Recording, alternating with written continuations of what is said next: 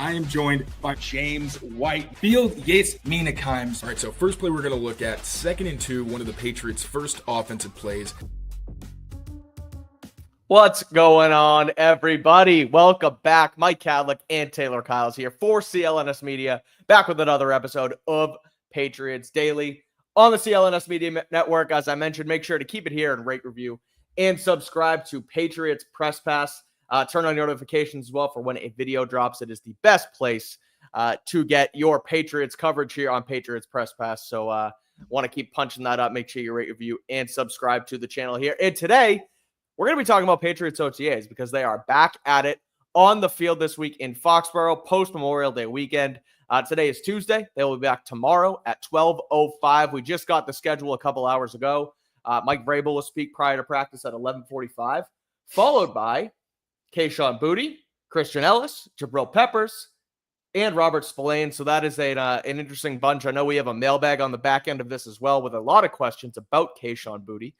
So we will get into some of that in a few minutes. But we do want to preview tomorrow's OTA, especially on the heels of last week's session where Drake May threw 4 interceptions and the offense didn't look great. So on that, Tayler, before we get into it, how are you doing? How was your weekend? And high level, before we get into some nitty gritty, what is kind of your, I guess, your outlook on tomorrow's practice and what you want to see from the Patriots as they get into this second session open to the media? Personal level, I'm good. I actually, talking about shows real quick, I know it's going to make a lot of people upset.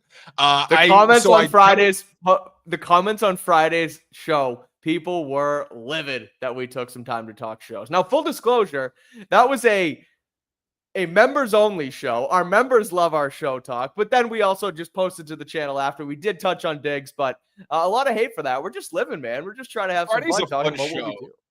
Yeah, right, like if there's nothing to talk about, we kind of just, if you want, you are more than welcome to come into those chats, by the way, and give us something else to talk about. If we have nothing, we're like, hey, what are we doing? We're watching TV shows. But really briefly, Tubi, underrated streaming service. They've got like they've basically got an entire database of movies that you've seen, and you're like, I gotta watch, like I want to watch that, when I'm in the mood. It's like those are all of their movies, which is really funny, but they're quality. And there's this show Borders. As someone who went to boarding school, it's like a more mature Zoe 101 kind of, but like the main characters are like these 4 black kids who go on scholarship, and it's very interesting. And again, like as someone who went through that experience, there's a lot of things that are more accurate than you would think.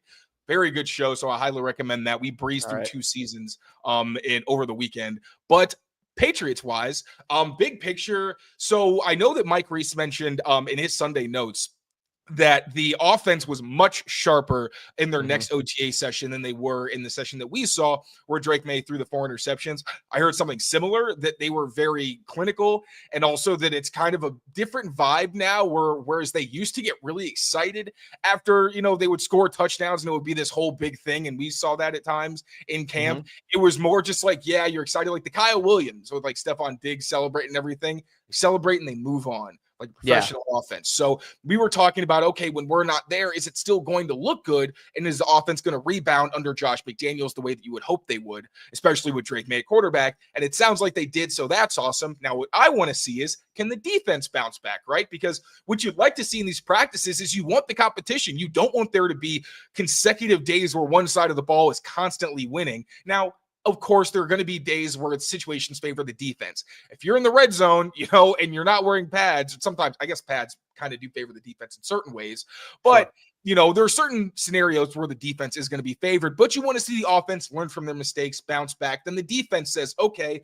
this is how they improved. Now we have to improve while still staying ahead and continuing to, advance our offseason program. So I just want to see that back and forth mostly. And then also just kind of an update on what the offensive line looks like. If it is still Wes Schweitzer, because it was Cole Strange early, then Wes Schweitzer, but also like Mike Nwenu and Morgan Moses weren't full participants. So I kind of just want to see how that position shakes out as well. And maybe a little bit more on the defensive line. The trenches are really where my eyes were last time, and they're going to be again. But yeah, so more competition, and also what the situation looks like on the edge for the defense specifically, and then the offense, that left guard spot. Yeah, a couple, I wrote down a quick couple notes of kind of like my, again, 4 or 5 high level things, what I'll be looking for. Obviously, it's Drake May rebounding from what we saw. And again, it sounds like he has thus far already, as both you and Mike Reese have now sort of said what you heard, that Thursday session, granted it was inside the bubble, but it was clinical, and they were kind of clicking on all cylinders. And I like that note that you mentioned too, where it's not like score a touchdown, make a nice play, and the whole offense freaks out. It's like, we did it. Like, that's kind of what should be expected. You should be able to go down and score, on a scoring drive and hit 3, 4, 5 passes in a row and have a good drive and be like, all right, that's what we do. That's what we do. Good stuff. Good, good drive. Let's move on. Let's go to the next one. Let's keep doing it and let's keep building on it. So, again, it's granted, we'll see if they do it in front of our eyes. And if they do have another bad session, you wonder, like, why aren't they doing it in front of the media? So it kind of gets interesting with that. But I will say too, like, I would expect them after, a dud, for lack of a better term, last Wednesday with the 4 interceptions and kind of the miscommunication with Pop Douglas and things like that. Definitely want to see that improve overall. That's probably number one. You mentioned the interior offensive line rotation as well. That was definitely high on my list. Seeing, Cole Stranger's in the mix at left guard. Wes Schweitzer, obviously. Layden Robinson, not as much. So I want to see kind of if they filter him through on the inside. We have a couple guard questions in the mailbag portion of the show, which we'll get to those as well. But a couple other offensive notes is, for me, number one, Ramondre Stevenson. I wonder if he, returns. I'm sure that they leave over the weekend and come back. I wonder if he'll be back in front of the media this week, because he was obviously at Thursday's practice. So I'm excited to see him back, and I'm excited to see how involved he is compared to Antonio Gibson, Lan Larris, and Travion Henderson, and those guys in the running back room, and kind of how they rotate guys through, because we've talked about the rotation of backs under Josh McDaniels. And the other one, to me, is Jaylen Pulk. Is he still slowly working back? Is he going to be off to the side on the one, on sort of the practice field again with the trainer, or is he going to now be able to participate in 11-on-11s? And if he does, how often does he play? What groupings is he with? And what does his report look like with Drake May, as the offseason continues to go on? And you're reminding me, I'd also throw wide receiver in general into that mix, because we saw Stephon Diggs was back at practice. Right. Oh, yeah, that's another one too. Yeah. And we can probably assume that he was limited, maybe, went through the very early portion, then didn't do anything after, like we saw from a lot of guys in that first practice that we were available for. But still, like, what is he doing when he's not working? We saw he clearly was either on the field or ran down the field to celebrate with Kyle Williams. What's that vibe like? And Matt Collins is someone that we've seen helping the young guys, giving them instruction. He literally looks like another coach when he's on the field. Like, sometimes you see when a veteran's out there on the field, they'll stand and they'll watch, but it's more of a Vrabel type vibe, where like Matt Collins is really like standing, watching, and really trying to actively be a coach and help out there, which is really awesome to see. So is he involved, or is he kind of in that same role? We haven't seen any pictures of him practicing. And then Kahan Booty also, honestly, I want a reason to believe. I know we're going to touch on this, but I know we only had one target in the practice that we were able to see. Wasn't able to be a completion. It was a deep post where he was well covered, but you'd still like to see him make some of those tough grabs downfield. So that wide receiver position is also going to be one I have my eye on. Also, Effet Chisum, how involved is he, and how often are the quarterbacks throwing to him? Because when we were there, I'm pretty sure Andrew Callahan said in his notes that he had Effet Chisum leading the entire wide receiver position in targets. And for some reason, people are trying to throw a wet blanket on Effet Chisum. And to a degree, I understand, because I think people are starting to think that he's like the new Edelman or something. Just look at the relative athletic scores. Like, they're not the same. They are going to have similar roles in the offense if Effet Chisum obviously makes it and earns himself a role, and he's going to be a punt returner. Like, I see the overlaps. Effet Chisum is not as explosive as Julian Edelman was. Like, he was a very good athlete. People just didn't know how to use him because he'd been a quarterback. But Chisum still, like I've been saying, the reason I think he's going to make it is he's going to be the favorite target of every backup that he plays with, because he's a pro and he's going to be where he's got to be, and he's going to catch everything. So that was the case the first practice. We'll see if he continues to build on that. Definitely. I do wonder if they're careful as well with showing Stephon Diggs to us, depending on where he is back in his in his rehab, if they'd rather just keep him off the field. So, there can't be advanced reporting on what his situation is, whether he looks good, whether he looks bad. Obviously they'll slowly build him back, but to see him out there would be promising, considering I think we sort of did this last week, where we sort of started to not compare, but think of Kendrick Bourne's return from ACL surgery compared to Stephon Diggs's, because they got hurt around the same time that October. Kendrick Bourne obviously missed the first 4 games. Stephon Diggs sounds like he's on track and is already at practice. So I'll be interested to see if he is in the mix, whether he's even there, and if he's actually, repping in 11s or 7s or things of that nature. And do you remember with Kendrick Bourne, he would warm up and then go down to the lower field, right? Like he never actually stayed for practice, if I remember correctly.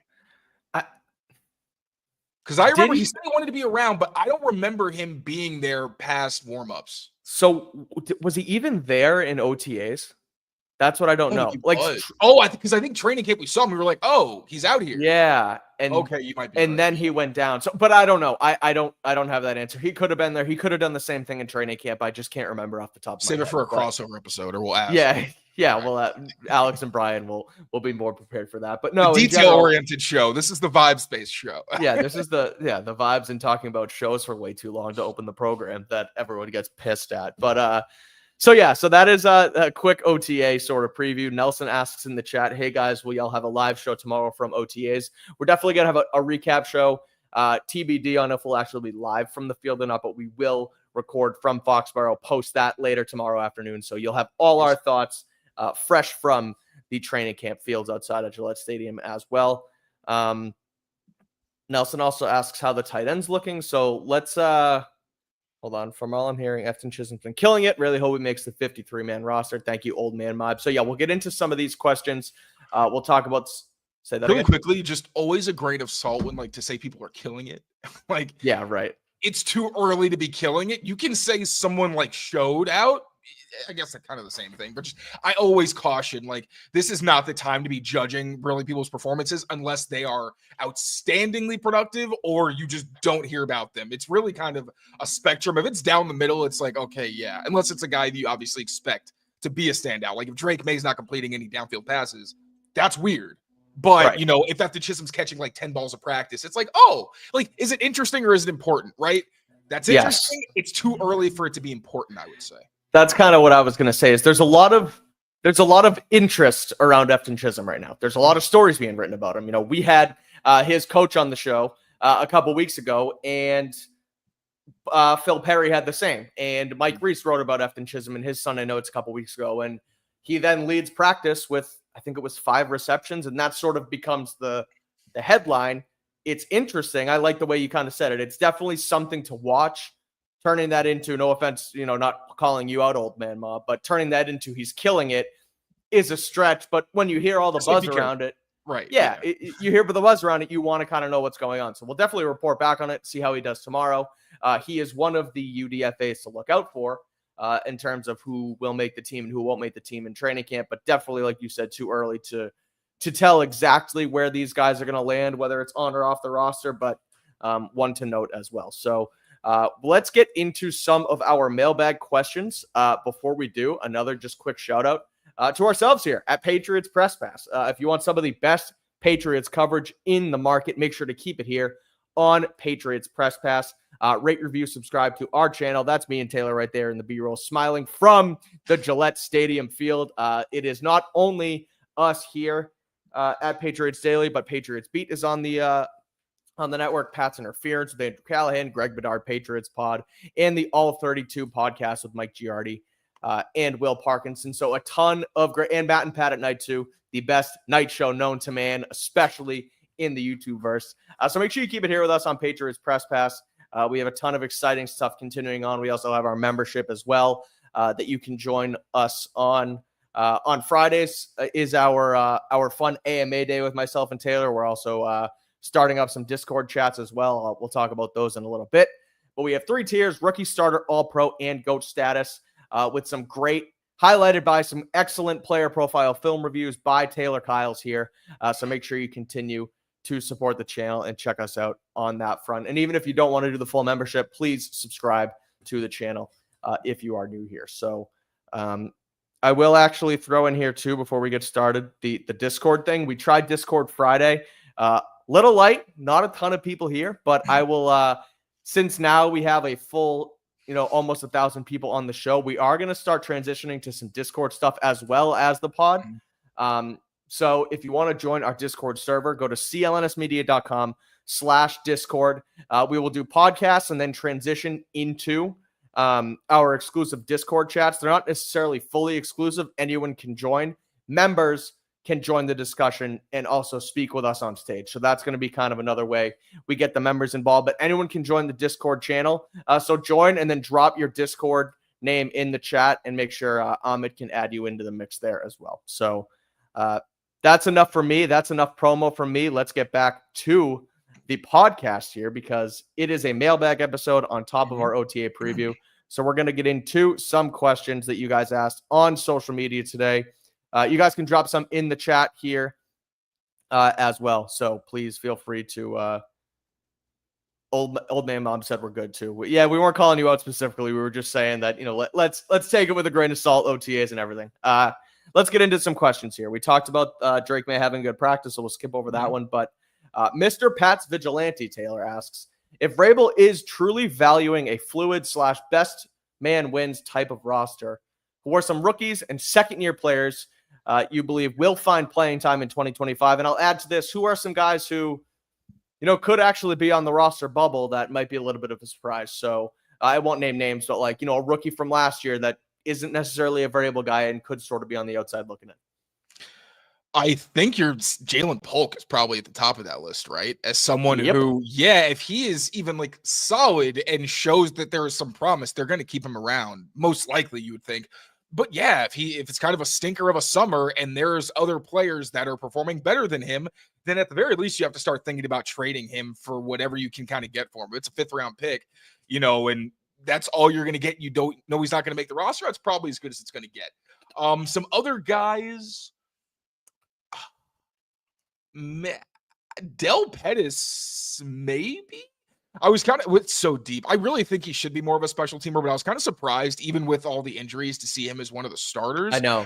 Out there along with Jalen Hawkins. So that was just more of a mild surprise I would keep an eye on. But other than that, to be honest, this is a roster with a lot of Jack Conley, I guess, is a guy who could, as a freshman who's on the bubble because he's a UDFA. Do we have a UDFA question, or should I kind of get that out? We do. No, we do. Okay, so I'll save that. But what I will say is I think this is a team that went out to get a lot of veteran presences so that those sophomores and freshmen didn't have to play a lot. And I think we're going to see that happen. Now, of course, there's guys like Garrett Bradbury, Wes Schweitzer, where you would hope they're not your starters for the entire season. And at some point, Jared Wilson takes over, or maybe a Cole Strange or a Layden Robinson takes over at left guard.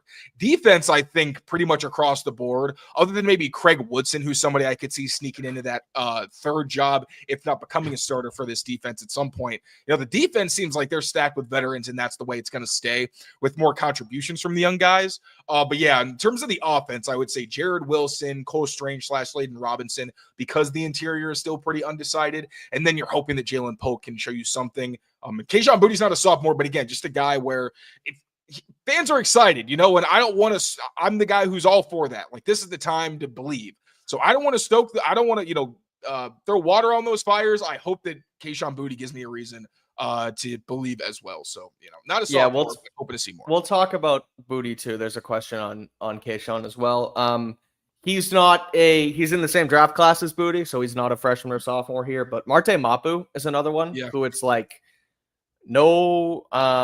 no standing with the Mike Vrabel Patriots at all, and someone who wasn't on the field when we were at practice last Wednesday. He was there, but he didn't participate. He was limited once again. He's dealt with injuries for the majority of the beginning of his NFL career. So I had him written down as well. I forgot to talk about it earlier, but he's someone who I'll have my eye on to see. Not only is he in rotations, but is he even playing, at tomorrow's practice? Because that's one who could quickly fall to the wayside, especially, I guess they really only made 1-2 signings if you count Hawkins and Epps in the safety room this offseason. But, someone who might not have a spot on this roster when it's all said and done. Damn. So yeah, I know it's tough. But my reaction is really aging like milk. It really, really is. At least he showed enough flashes that I don't look totally insane. His highlights are oh, damn, okay. He hasn't been bad. He's just been unavailable and just kind of he has been bad. I can't lie. He's been very bad. I've talked. I don't know if he is a reliable tackler at the NFL level. I have no idea because I have not seen it on any consistent basis. And that's the biggest thing in the NFL that surprised me. I get them throwing too much on his plate.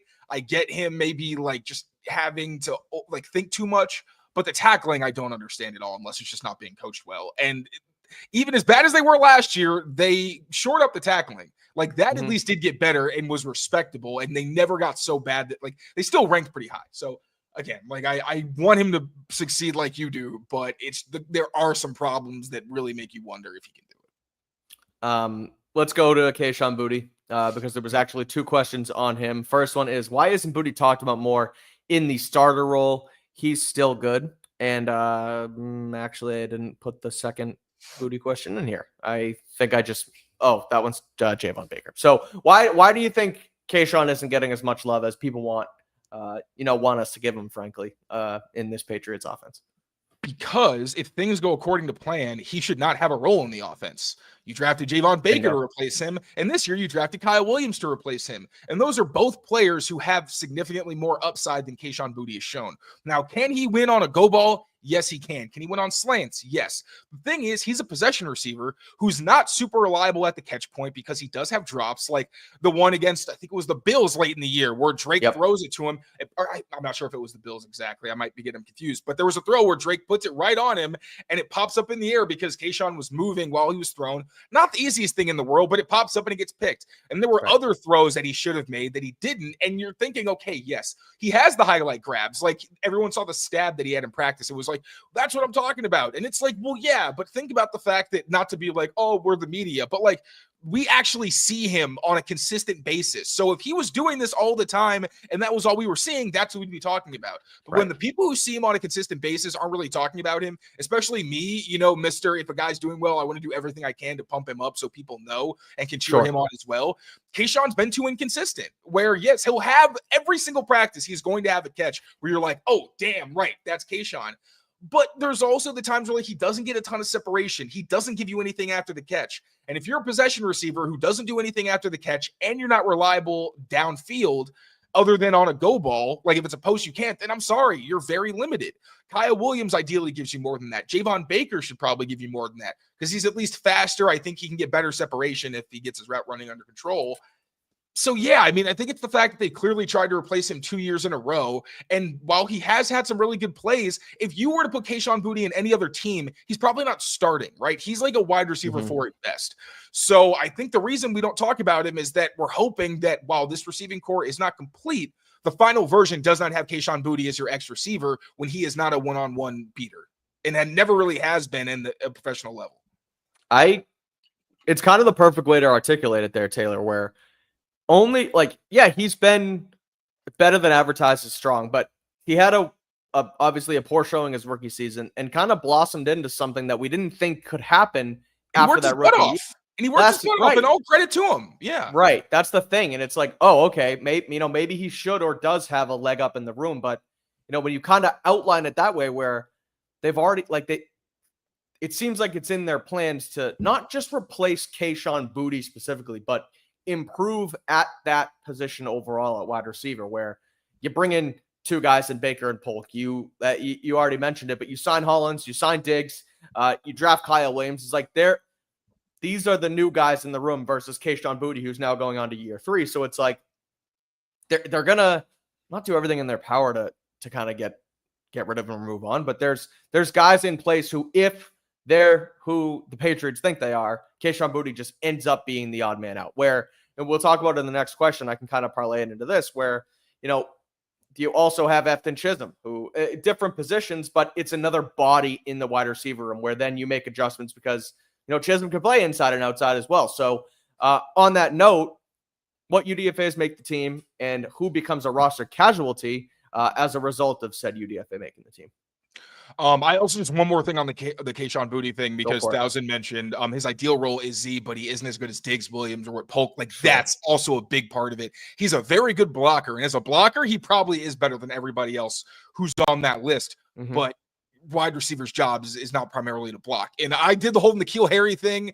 I tried to find a reason that they took him with that first pick. I was grasping at straws. I can admit that was embarrassing, especially in hindsight. It probably was at the time, and I just couldn't see it. But that's not your main job. And if that's why Kahan Booty's on the field, then you're probably going to give that up if it means that, Jaylen Pulk isn't blocking as well, but he's a true 3-level threat.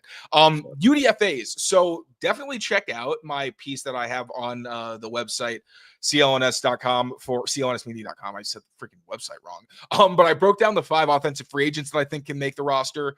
And also Elijah Ponder, I broke him and Braden Swinson down last week. But I think that like 5 or 6 guys have legitimate shots at cracking this roster for many different reasons.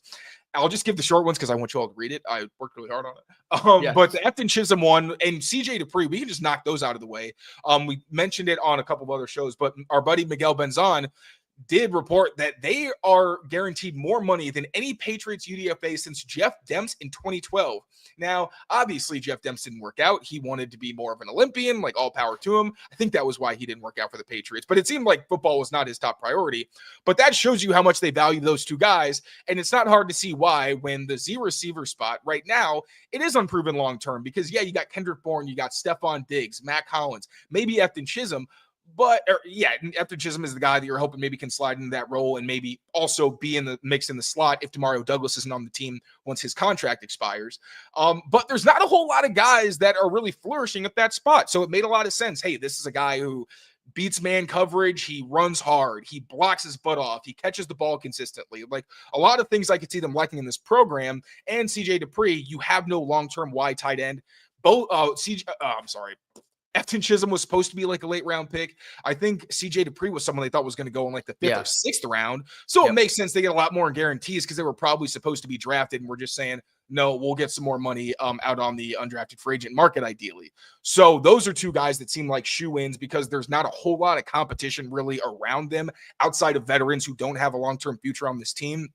Then I would also throw in Brock Lampy because they don't have a fullback and he's more of that traditional mold. That's our next question. There we go. Going to use a fullback, so loop that in. Do you think that? Yes, you think Lampy makes it and they'll end up having a fullback in that offense?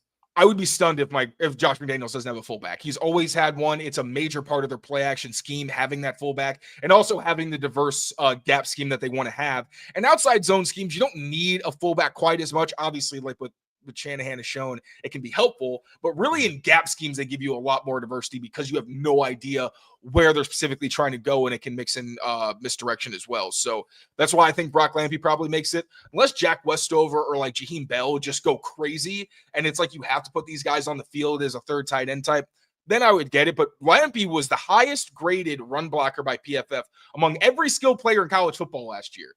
That's not easy to do. So he comes in with some pretty solid production, at least.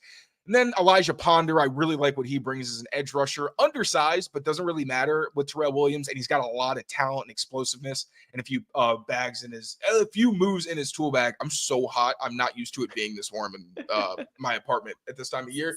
And also Jack Conley, because we've already seen him working with Will Campbell a ton. And the fact that he can play like 4 spots on the offensive line is definitely going to work in his favor. I was going to ask you about Ponder because I feel like you've kind of talked about him more than some others. So I'm glad you mentioned him kind of being in that UDFA mix as well. I think and Taylor is dunking water on himself because he's too hot in his apartment. For those listening and not watching the podcast and couldn't see that, check out the YouTube, come back to the YouTube, subscribe to the YouTube, turn on your post notifications, and you can also watch Taylor dunk water on himself because it's not even the first 80-degree day of the summer, or it's not even summer, it's the spring, but you get the gist. I don't know where this came from. It's been so shitty the past few days. I know it has. All of a sudden it's beautiful this week. So, all right. So we touched on the UDFAs. We touched on the fullback. Here's one that I'm curious your thoughts on, and I can kind of give mine after the fact, but who do you think wins this starting left guard position? And if it differs, who do you want to win the left guard position? And I guess we can kind of turn that into who is best suited to kind of start the season at left guard. Not necessarily who do you want, but who wins it and why. I think Wes Schweitzer, as much as that's going to upset people, I think it makes sense. Like now, Garrett Bradbury and Wes Schweitzer as two guys that you don't love if they're caught one-on-one, like that's not ideal, right? That's the middle of your offensive line in 2 spots that you're feeling uneasy about. At the same time, the most frustrating thing to watch last year was how often the Patriots would get beat by the exact same twist in line game. Every single week, it was a guarantee they were going to let up pressure against it, even if they knew it was coming. So if you have Will Campbell, who's already a rookie, but a high IQ guy who I don't think is going to struggle in that capacity very much. Like he's already seen a lot being from the SEC, and having at least a veteran who's seen a lot. Yes, he's been a career backup, but if you've been in the league this long, you shouldn't be getting caught off guard by, line games very often.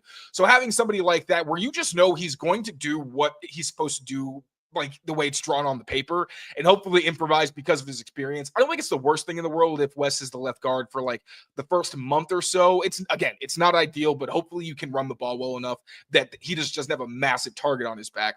Ideally, though, I think you want Layden Robinson to be the answer because he has the highest upside. He showed last year that he can hang. Like he had some really good games to close out 2024 once he actually switched to left guard. I think he was better at left guard than he ever was at right guard, despite the fact that Scott Peters said multiple times that he probably wouldn't have been starting in an ideal world if everyone was healthy. So right. I think Layden Robinson is the guy you want to play there because he gives you more than a Cole Strange or a City So. But early on, if they just say like, hey, Wes Schweitzer's our guy, or even Cole, he's had issues against line games before in the past. So it's not like he's exactly an easy solution or a guaranteed solution, but just someone who can do the job without making glaring mistakes. Like, yeah, if you get beat one-on-one against Ed Oliver, yeah, that sucks. But like, I'm hoping that the quarterback gets the ball out of his hands fast enough that that's not a factor. I would like to see Cole Strange win the job if it's in the cards, just because of sort of what he's gone through personally with being a first-round pick. A lot of people talking about how he's a bust and can't do it and blah, blah, blah. Deals with the injury, has the knee last year, comes back and has to play center. Does not a great job. But what you did expect. Exactly. That's the thing. He does what he's asked. Like he's just a good team guy. So for him to potentially be able to come in and shore up a starting position after all he's been through would be really cool. And I think he's still young enough where that could happen, and then it could help them out in the long run too. It's not just this year. Where if it's Wes Schweitzer, super young to be honest, he's kind of old. What was he? Is he already 27? He's 26. He turns 27 in July. Okay, so I guess he's not super young. He's going to be Mike and Wendy's age. I guess it gives you, depending on what, I guess if he plays well and warrants a contract elsewhere, you might not have him for multi-year, but it's more of a multi-year thing than a Wes Schweitzer, where that kind of feels like a plug it and kind of figure it out. Layden Robinson would be the best one, I guess, long-term.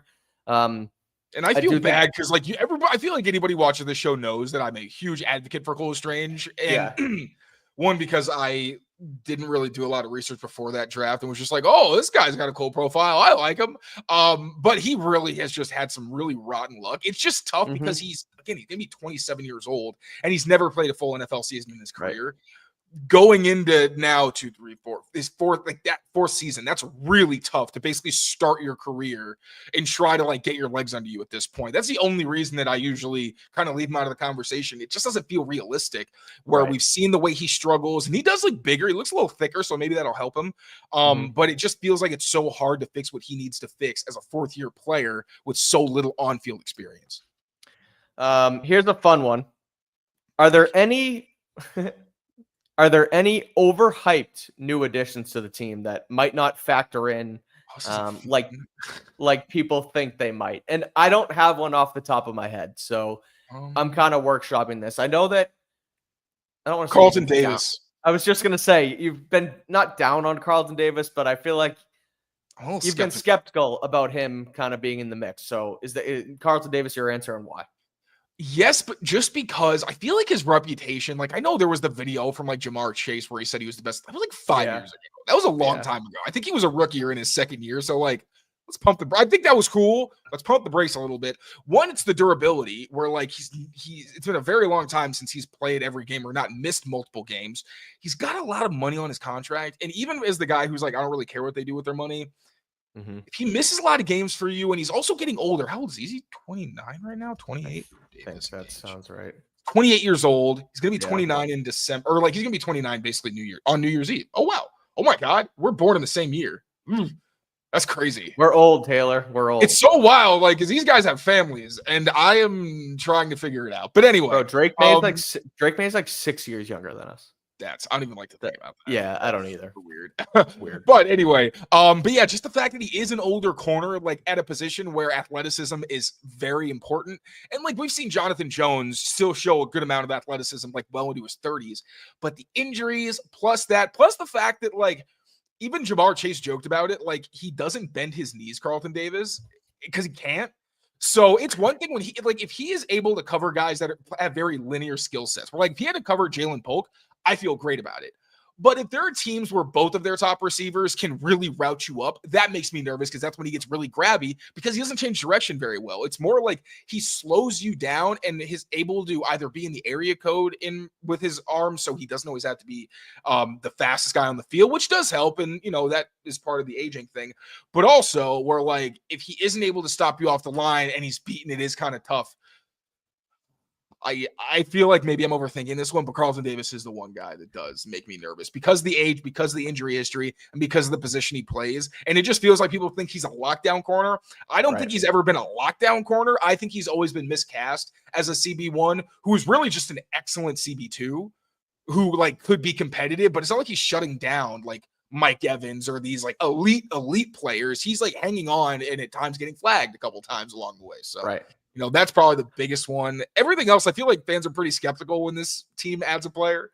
It's more like fair. I kind of like Harold Landry, where I'm trying to explain why I think he's actually valuable. But really, that's the only one. I feel like everybody else has pretty fair expectations going into this. What about Mac Hollins? I don't know why. I'm just not as high on Mac Hollins having a massive impact. I feel like some people want him to be this starting X receiver who hauls in 65 balls and has near 1,000 yards. I just don't see that from him. I feel like maybe that's too high. Maybe I'm reading the room wrong, but I just feel like if all goes according to plan, I would prefer Mac Hollins not be on the field for a majority of the game.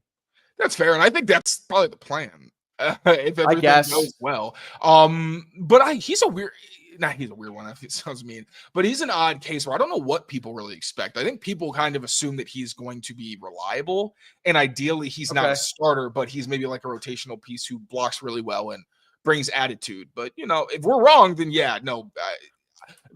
I don't know if somebody said they think he's a stupid signing because he worked with McDaniels. That's not nothing though. He literally knows how to run the offense with a bunch of people in the room who don't know how to run the offense. So that's all. I feel like that part's actually the most valuable part about him is the fact that he understands the system and can come in and kind of be a leader in the room. It's not so much the on-field stuff, but it's the been around the league, knows how Josh does his thing, can be a teacher, yada, yada, yada. That's what I guess. That's the part I don't think is overhyped is the fact that he is sort of a locker room guy and can help there. But he's not making enough to complain about the signing either. That's also Carlton Davis is in that category because he's making a lot of money over the next few years. Mac Hollins, you could cut him and you wouldn't even really think about it. So what are we complaining about? That's also fair. Whose spot is he taking? Yeah, right. All right, a couple more here. First one, we're not going to answer this. I'm just going to use this to tease next week. Short Dolphin asks, if you had to pick the starting offensive defense now, what is it? I don't know how far we'll get into that question specifically, but we're going to do a roster audit next week on the program next Monday. So look forward to that. We'll go through the entirety of what they have. We'll have special guest John Lyons from WEEI on the pod that week as well. So he's going to come on and audit the roster. So maybe we'll do these guys should be here and why starting offense and defense type thing. So just wanted to throw that out there to plug next week. And finally, we'll end it with this. Another skeptical question here, Taylor, to close out the pod. What do you believe will be the thing that holds the Patriots back from being the 10-win, 13-win wild card team that they think they can be? If things go wrong, why does it go wrong? If it's not injury related, because it feels like health and injury could completely that's destroy obvious. the defense, of course. Defense, I don't really have any worries. Offense, it's the offensive line where Will Campbell should be a quality starter. It doesn't mean he's an elite pass blocker, but he should be a plus run blocker and someone who is not an active liability as a pass blocker. That is what I think the expectation should be. Mm-hmm.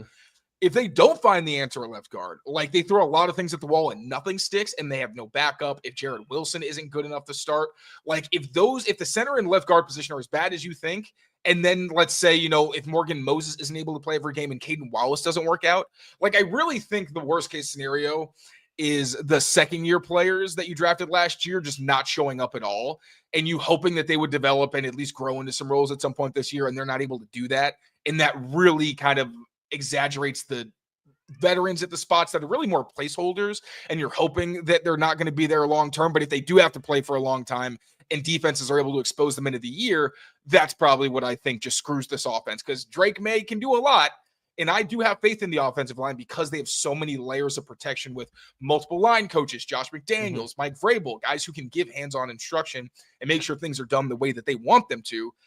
Guys don't take to coaching for whatever reason. Like, I can say all that, but I don't know at the end of the day. And I can have confidence, but yeah, if that unit's no good, there's only so much Drake can do, even with better weaponry. And yeah, I think that could be just enough to cause them to lose some late games that they would win if they just didn't have as leaky of a front.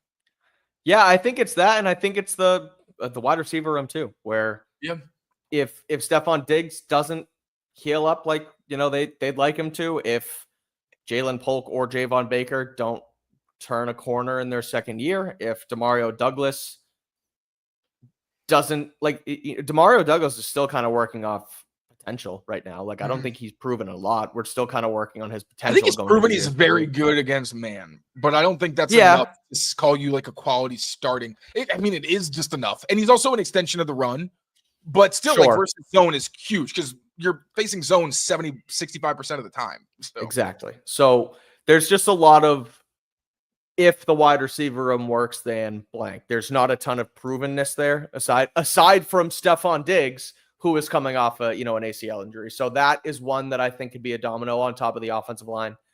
Besides that, I feel like I don't think it's going to be easy for them to get to 10 wins, but I do think that should be the expectation for what their schedule looks like, for the improvements they've made over the course of the offseason, and kind of what the net positive has been since they've made these improvements. So, and like Mike Vrabel's already talked about it.